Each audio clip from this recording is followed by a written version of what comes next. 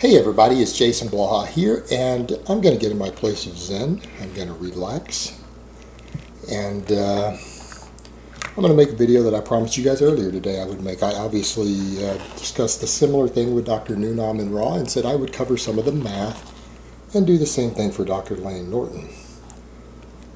Someone else has done more elaborate math on this than I will, by the way, Dr. A.V. Bitton.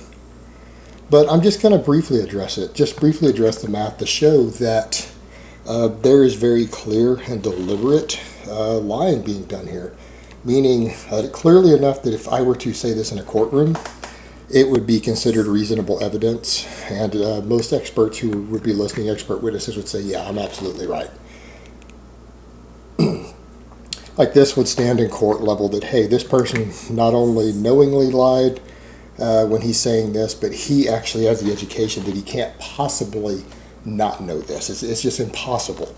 Because when you're talking about someone like Layne Norton, the guy has, I believe, his undergrad in biochemistry, and then he did his PhD in nutritional science. He can't not know everything I'm going to say here.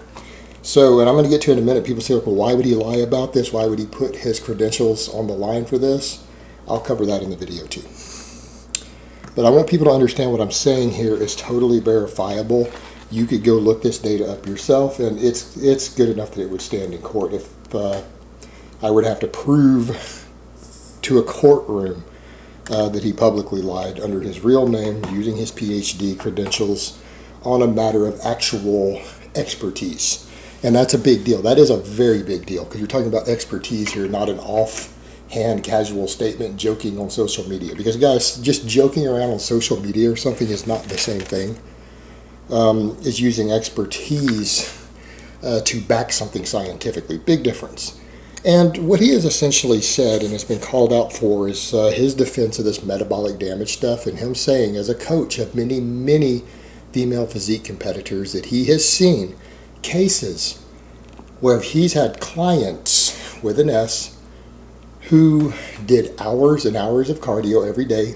Many hours is what he said, which would mean 3 or 4, and I think he has said it was somewhere in that range of less cardio every day while consuming 1,000 calories, who not only stopped losing weight, I'm going to argue that's biologically impossible, but actually started gaining weight again due to shifts in their metabolism. He couldn't fully explain it, of course, but he's seen it happen firsthand. Well, the first thing he should have done is call out his lying clients on their delusions, if he was really serious about that, if this really happened.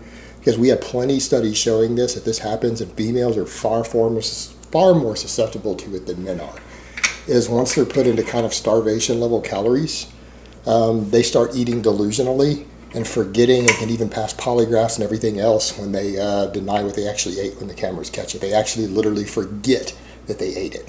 And it's a survival mechanism of the brain. It's a survival mechanism to keep you from starving to death. So it's not even the fault of his clients per se. It's just the body and the brain keeping you from starving to death. Now, that being said, the problem with it is the math. What we know is that all motion and movement requires energy. And this is what Dr. Bitton had broken down before. That essentially to move a human-sized body, even with no metabolism, if it's not even a living organism, so it has no metabolism whatsoever, zero calories burned for metabolism, no organs, no brain, no muscles, nothing.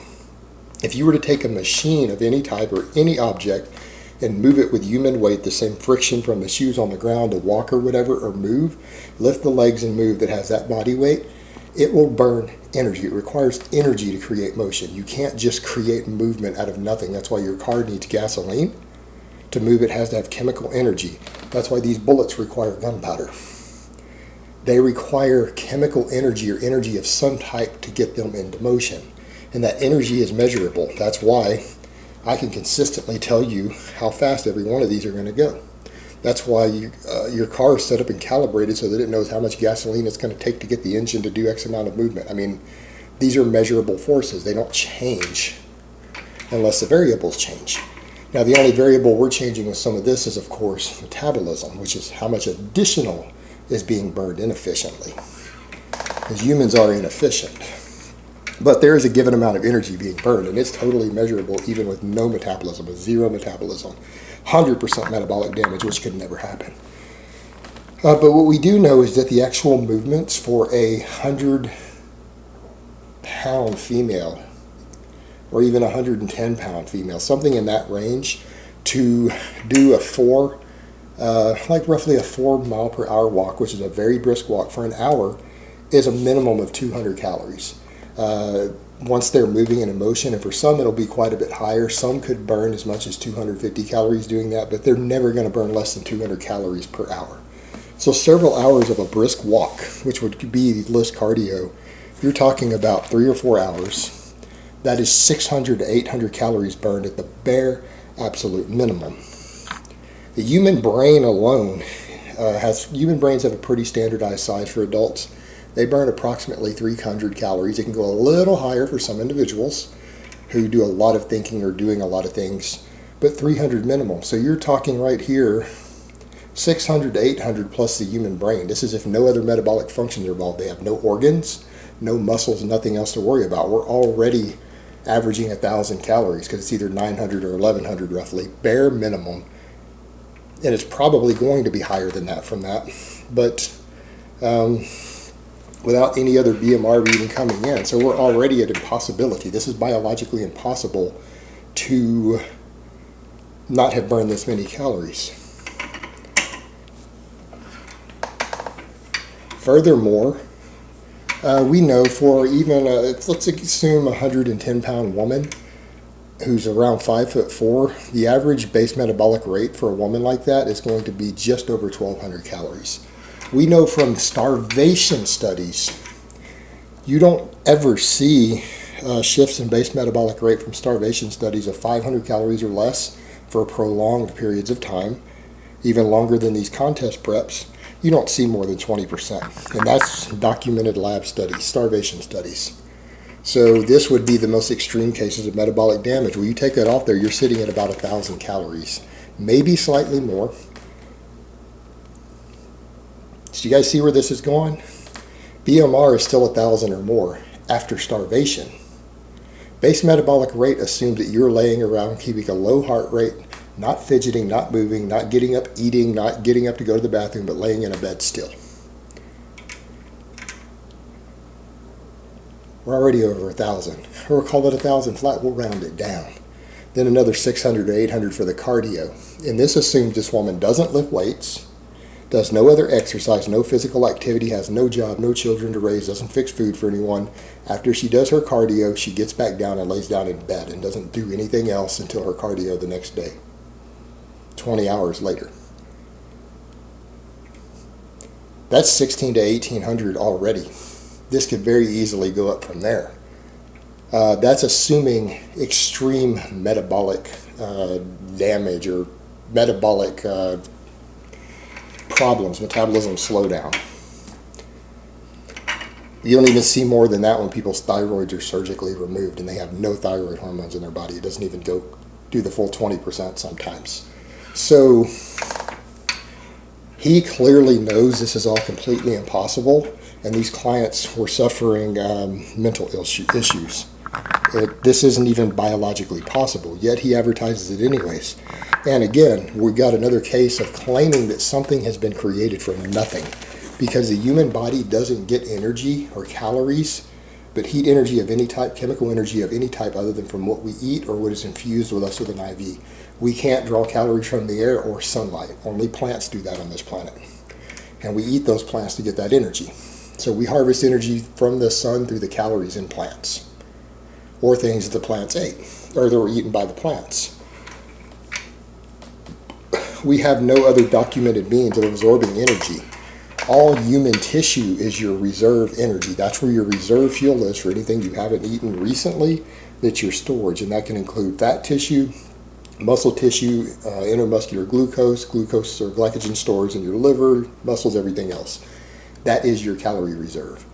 It is impossible to not lose those, and including the weight from those, when you're in a calorie deficit. The energy has to come from somewhere biologically.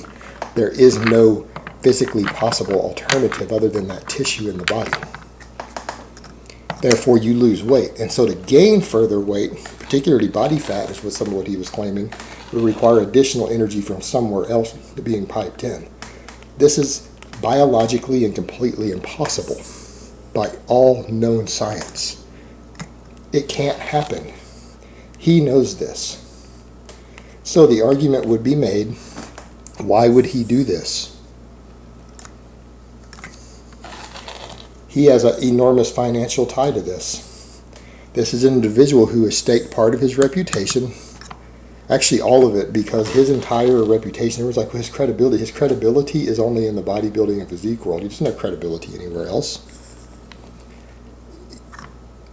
Tons of people have PhDs who aren't recognized for their work anywhere outside of a little niche community, and he's one of those because he specialized in the bodybuilding world, physique world, supplement world. He's unheard of and unknown other than just some guy who works with the supplement companies and the bodybuilders and the rest of the nutritional world. He's not like famous anywhere outside of this community. And that's okay. There's nothing wrong with that. But people need to understand that. So he only needs to concern himself with his reputation in this community. Well, in this community, he's already established himself as a coach who preps these bikini girls and other mostly female physique competitors. And he sells metabolic repair services for a very high premium. So why does he promote this? Because he has an enormous financial interest in doing so. Furthermore, he's now even co-authored a reverse dieting ebook to help bring metabolism back up after a long contest prep or cut. That's $90 for that ebook. It's selling thousands and thousands of copies. From what I heard, that rumor might not be true. It might not be selling any copies, but that is the rumor that I've heard. So I don't want to state that as fact. It might not have sold a single copy. If it has sold any copies, I feel bad for this community. But $90 ebook for an ebook. He's got an enormous financial vested interest. Furthermore, there's also the control thing of dealing with these girls, because anyone who's observed him has also noted some interesting personality characteristics indicative of sociopathology. Now, what I do want to do here before people call me out there, so that I'm not the pot calling the kettle black and I'm not sitting up here high on a mountain claiming to be better than anyone else, I have admitted two things with my own previous employment and exotic game hunting that would suggest at least a degree of sociopathology. So I'm not trying to claim that I'm much better than him in that regard, other than I don't enjoy controlling other people. I got mine out in a different way. I'm not going to say I didn't make money doing it, but totally different. He seems to be one of those, the control freak type, the egomaniac type.